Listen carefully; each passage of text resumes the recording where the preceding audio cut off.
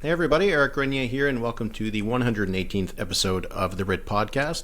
It's been a by-election season out in Atlantic Canada, and there's also been some new developments at the federal level on the East Coast. So I wanted to keep you updated on what is happening out in Atlantic Canada. And joining me first is going to be Mike Connors. He is the co-anchor of the NTV Evening Newshour and a former legislative reporter in St. John's.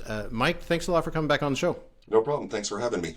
So the main thing I wanted to talk about was a bit of a surprise, because there was a by-election that took place on Tuesday. It was pushed back. It was supposed to take place on Monday, where there was a big snowstorm. That's the risks of having a vote in the middle of the winter in Newfoundland and Labrador.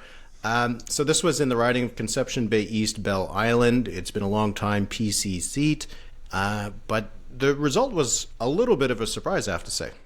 Yeah, well, it's a suburban seat. It's in the suburbs of St. John's. The Tories have held this seat for 20 years, but the suburbs of St. John's in general have been Tory territory for well over a decade now. I think the last time I was on the show, we had talked about how St. John's itself used to be a Tory town, but the city core is now Liberal NDP, and the Tory base is now out in the suburbs. But the Liberals actually managed to pick off this seat, so it was a huge win for the Liberals, and also a huge loss for the Tories, especially for their new leader, Tony Wakeham. This was kind of his first test as leader, and they lost this seat that they'd held for 20 years. But I think a key factor sort of making this race a little bit different was that the Liberals had a very, very high-profile candidate.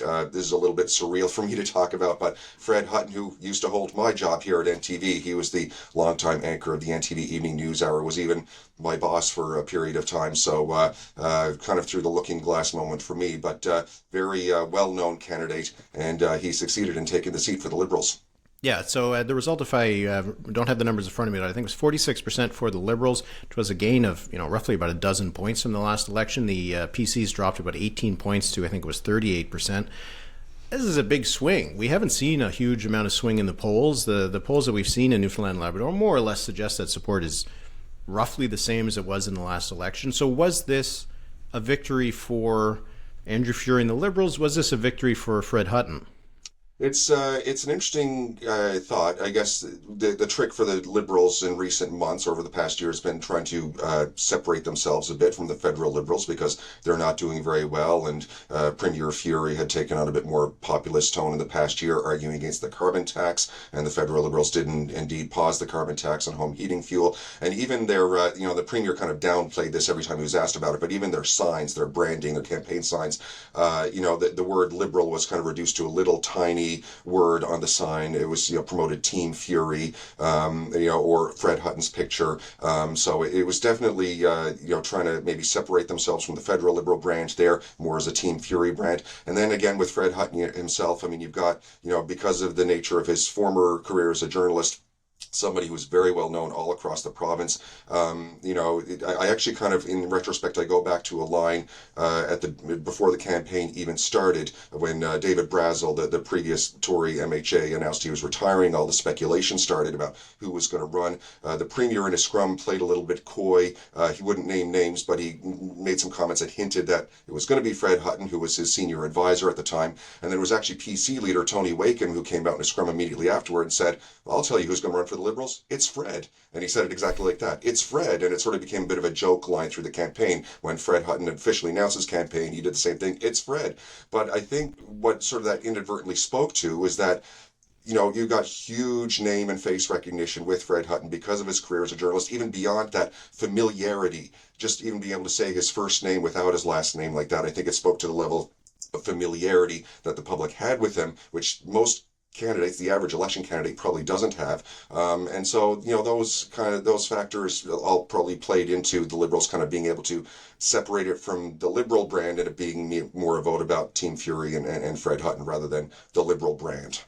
Is this by-election going to have any longer-term repercussions on politics in the province, election timing, the stability, I guess, or the influence of Tony Wakeham within the PC caucus? Is it going to be heard at all? Is there going to be any fallout from this result? There's a couple of issues there, I suppose. One, the rumors have been sort of going around for a while now that there will be a general election here at some point this year, maybe the spring, maybe the fall, and certainly the fact that the Liberals were able to pick off a seat in the suburbs, which is normally Tory territory, maybe that'll influence as well. If they can get that seat, maybe the time is ripe for an early general election. They're about 3 years into the mandate now.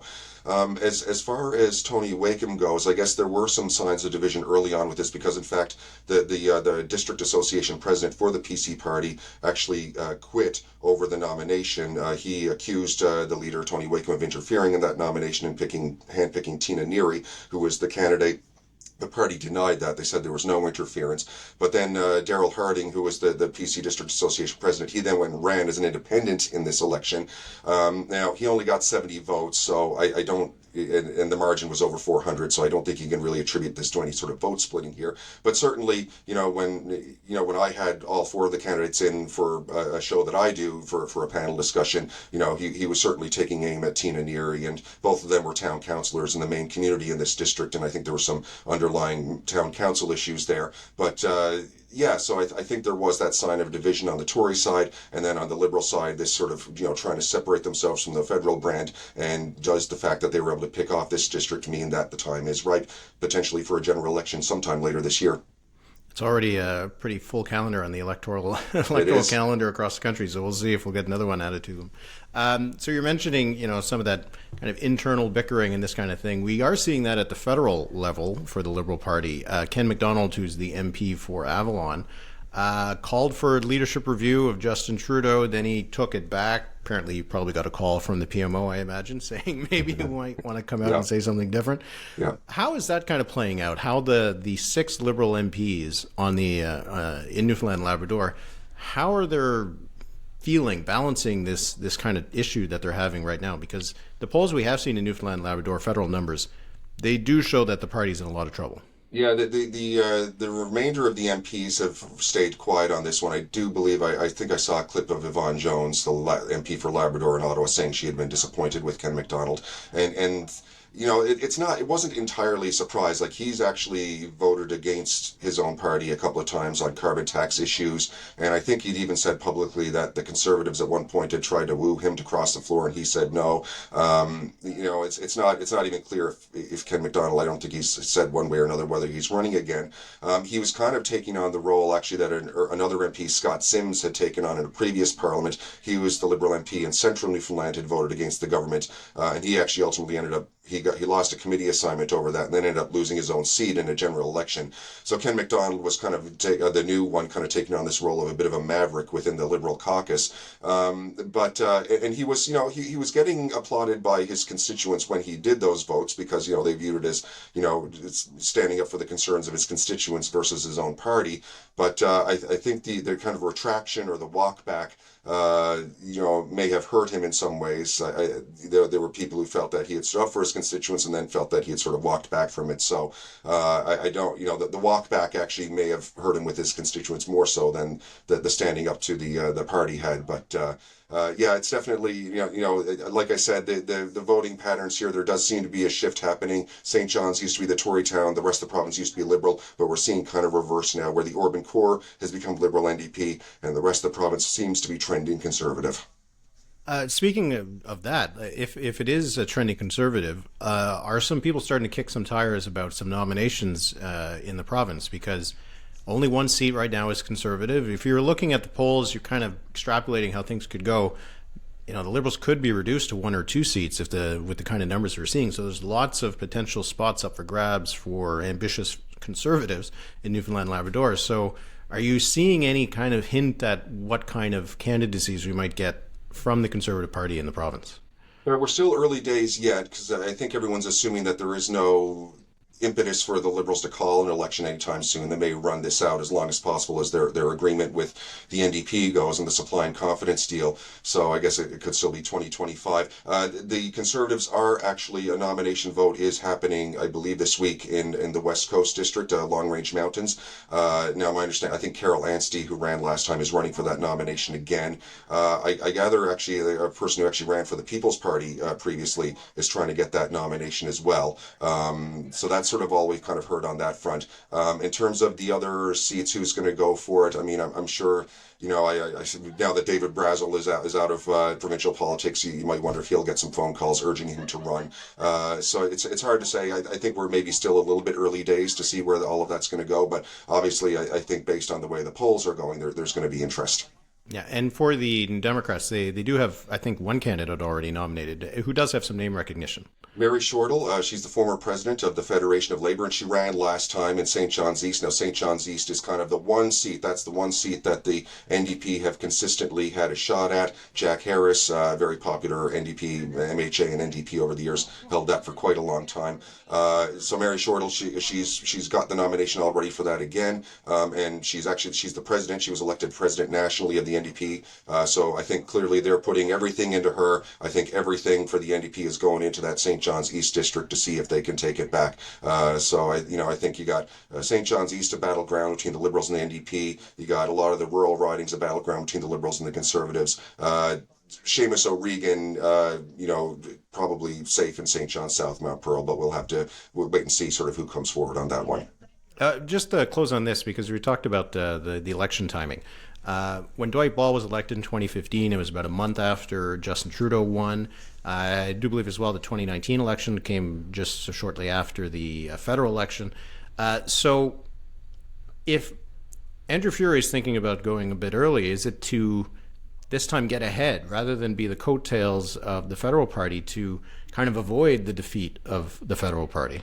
Yeah, they're definitely the calculation for having the election this year, a year early, would seem to me to be to kind of get us off. Our provincial elections have been kind of synced up with the federal elections for several cycles now. They've just happened to fall that way, and there may be an effort here to kind of get off of that cycle because the federal votes have clearly every single time had a big downstream effect on the provincial vote. The Orange Wave in 2011 had an effect here. The Trudeau Wave in 2015 had an effect here. The collapse back to minority government in 2019 had an effect here. So again, where this by-election seemed to be a test and seeing, I guess, if they could kind of de-link themselves federally, the closer we get to a federal election and where Trudeau really becomes the main issue, it'll probably be harder for the provincial party to kind of separate themselves from that. But if it's possible that we might be in kind of a window right now where the federal election is still a ways off, so maybe there is kind of a window for the provincial Liberals to strike while the iron's hot, while maybe their brand identity is a bit separate from the federal one. I wasn't expecting to have to pay attention to the provincial scene in Newfoundland, Labrador until next year. So it is certainly going to be an interesting year if we have another election in the province.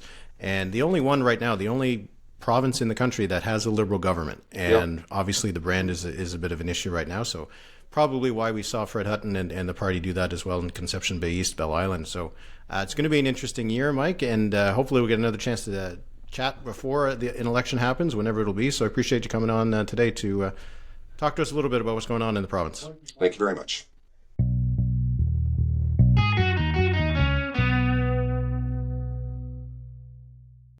Let's move now to Prince Edward Island, where a by-election is taking place on Monday. It came as a result of the resignation of Jamie Fox, who was in Dennis King's cabinet, but now wants to be a candidate for Pierre Poilievre. So joining me now from Charlottetown is Teresa Wright, freelance political journalist, former national reporter with the Canadian Press and Global News. Hi, Teresa. Hi, how are you? I'm good. And I'm happy we get a chance to talk about what's going on in PI with that by-election taking place in Borden-Kincora. What are people expecting from this by-election? Well, I mean, I think it's going to be one of those by-elections that will be really interesting because it will be and I think all by-elections are this way. They're sort of like a mini referendum on the government and power. So it's the first one we've had since the PC government was reelected last year with a very strong majority. And so we're kind of, one would think that it should be a cakewalk for them, and there's nothing really to suggest that it won't be. That they won't have trouble necessarily re-electing or electing another PC candidate. However, there has been a lot of concern about healthcare in the province. It's become this really, really big issue. I mean, it is everywhere, of course, across Canada, but in particular in PEI, it's been a huge political flashpoint, especially in the last couple of weeks. We had the CEO of the Health Authority for Prince Edward Island taking a very strong stand, speaking very bluntly about the status of the healthcare system in PEI, and really and talking about involvement of the Premier's office in making decisions about who gets hired and who doesn't get hired, and how doctors are recruited, which has been really, it was very controversial to hear somebody that at that level within government to be being critical of their own government's decisions. And I think because a lot of the healthcare concerns, especially, are focused in Western PEI, where this riding is located, I think it'll be really interesting in terms of seeing whether a lot of that concern about what's been happening in the healthcare system will translate into votes in this particular by-election. Because this seat has been PC for quite a while, so it's considered to be a pretty safe one for them. But I guess it's balancing out the question of whether voters are going to take out their frustrations on the government or decide it's still better to be on the governing side. Because it does seem like that's been the advantage for the PCs since they came in 2019, when they won that minority government. There was a by-election because there had been a deferred election, and they were able to turn a seat there. It does seem like those are the conflicts, I guess, voters have in a riding like this. Yeah, and I think that's where the argument is being made by, in particular, the Green candidate in that riding, that having all of those people, having all those seats, in the government hasn't actually translated into improvements. In fact, the healthcare system has gotten worse over the last couple of years. Again, it has across Canada, but we've seen more people added to the patient registry that don't have family doctors. We've seen a significant number of specialists and surgeons and physicians in our hospital system leaving and citing concerns about the way things are run, which is why they decided to leave. And then the ones that are left are writing open letters to the government and to the public, and speaking out publicly about this, the fact that that the way things are working right now are just not sustainable, and that they need more help. And so when you have all of that happening, then it's really kind of hard to make the argument, well, if you elect someone to be your voice and they'll be part of the government, well, the government hasn't really delivered on making improvements in the healthcare system as of yet. So I think that's where the health question is going to be a really interesting one, and seeing how that affects, whether it's voter turnout or ultimately whether it means that they lose that seat. The Greens were second in the last election, so they would seemingly be the main challenger.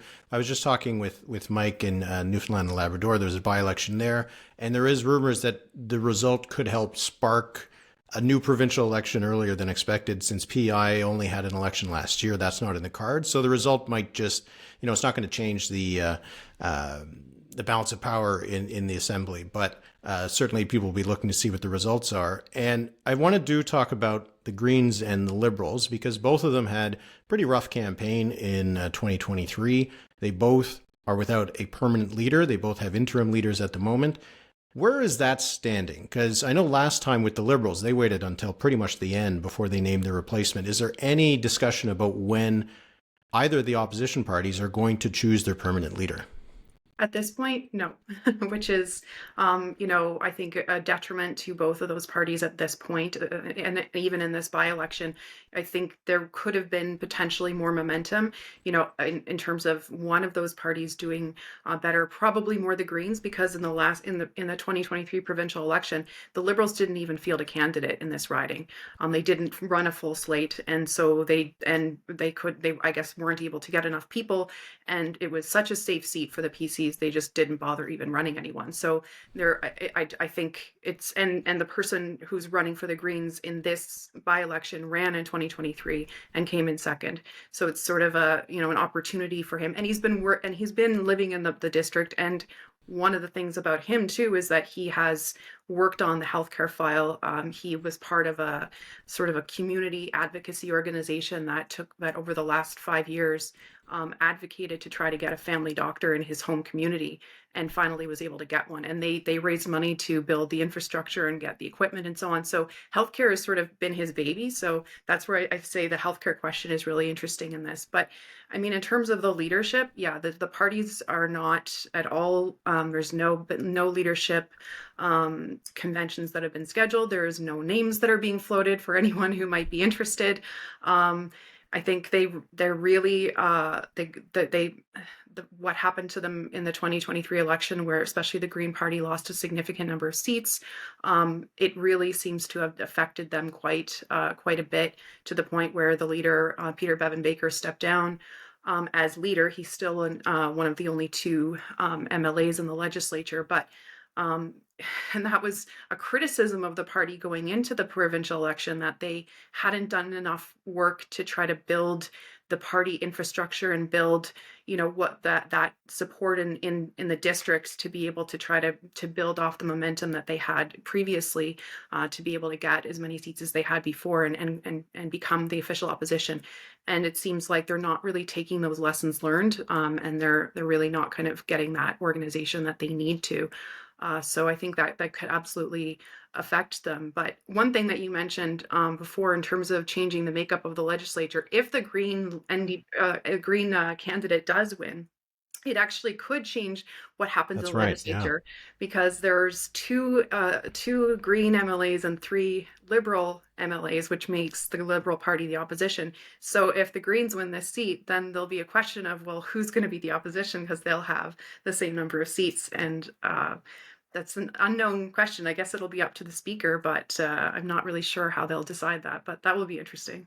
Yeah, that's come up before in other legislatures, and there isn't, I remember looking it up, there isn't a clear set rule. Some legislatures have decided that whoever was the official opposition before should continue in that role. Others have decided that because the party had more support, it should get so it will be up to the speaker. I don't think he has a precedent to look to if the Greens are able to flip that seat. So that would be, actually, you're right, that is a very interesting little sub-story for that one.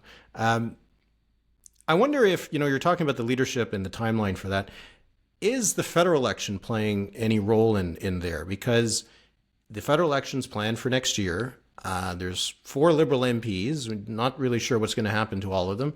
As I mentioned, Jamie Foxx, who was the PC MLA for Borden Kankora, he resigned to be the Conservative candidate in the riding of Malpeque.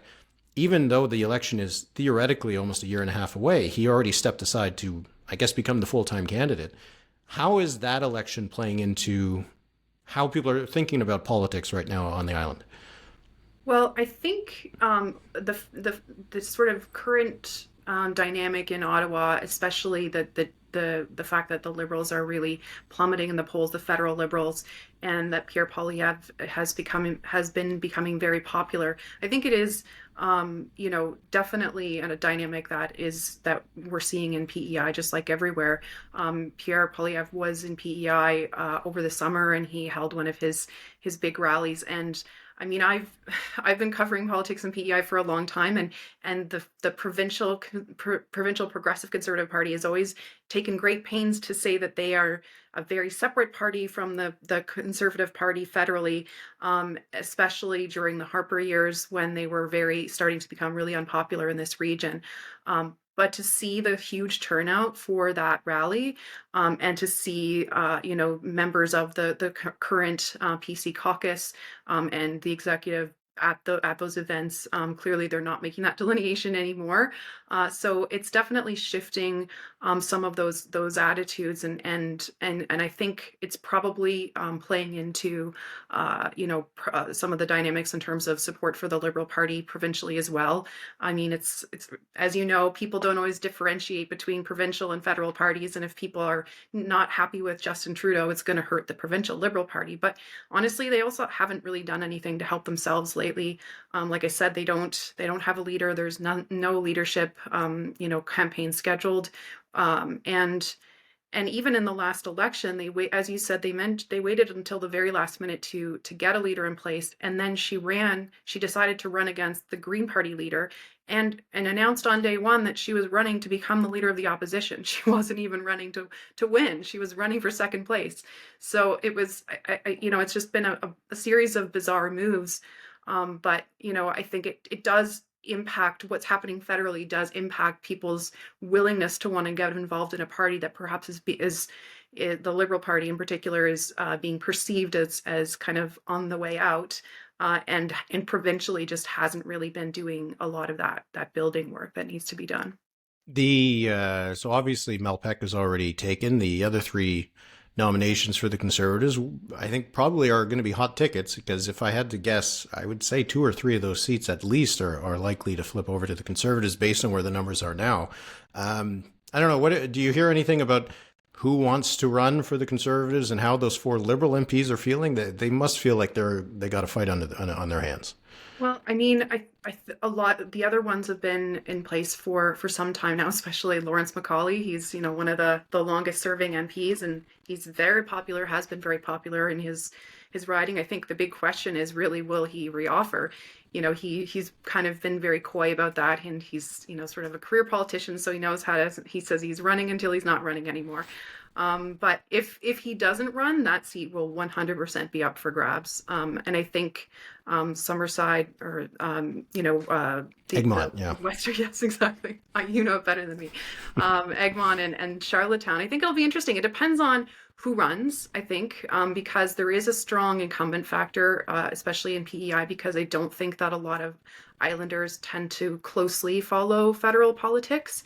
As I mentioned, I think there's like a mood of a shift change, and that is definitely evident. But when it comes to riding by riding, it's really hard to get Islanders to really kind of engage in that. So I think if they get good candidates in some of these ridings, I think they could definitely have a fight on their hands, which a year ago I would have said was not possible at all, because the MPs here have been very popular and have easily won over the last couple of elections. Well, clearly, we're not the only ones talking about it, because as you mentioned, Poilievre was there. They held was it the cabinet retreat or the caucus retreat in Charlottetown? Cabinet retreat. Recently. So Islanders are feeling a bit of love right now from federal politicians. Yeah, well, it's interesting. Well, it does show you that the Liberals are feeling that they need to spend more time and more attention, and even the announcement of the pause on carbon price for homes that use furnace oil, which is, they made that announcement with the Atlantic Liberal Caucus behind them. I mean, they're clearly concerned about the seats in this region. And if you look at the numbers right now, they have good reason to be. I mean, the Conservatives have been gaining ground absolutely everywhere in the country and among almost every demographic. And it's because they've been laser focused on their messaging about affordability and housing prices and just the cost of living in general, and that's really resonating with people. And I mean, the PEI is tied for having the lowest vacancy rate in the country, and that's only just recently tied. Before that, we were the lowest in the country. We have significant issues when it comes to housing and healthcare, and these are and any kind of affordability. It's just more expensive to live here, and wages are lower here. So those kinds of messages are absolutely going to resonate with people in this area. All right. Well, we'll keep an eye out on the results on Monday in the Borden-Kincora by-election to see if there's any sort of consequences for the King government in terms of the healthcare file. And then, whether those nominations, who else is going to try to maybe get a seat in Pierre Poilievre's cabinet. We'll see in PEI. Teresa, really appreciate you joining us, and wishing you the best. Thanks for having me.